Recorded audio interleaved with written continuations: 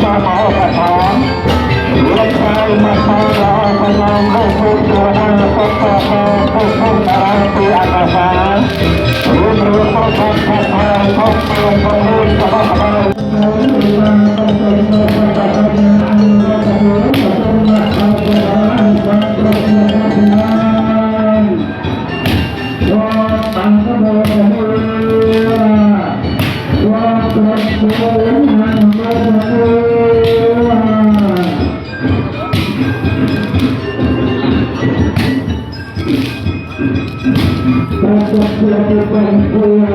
Mì Gõ để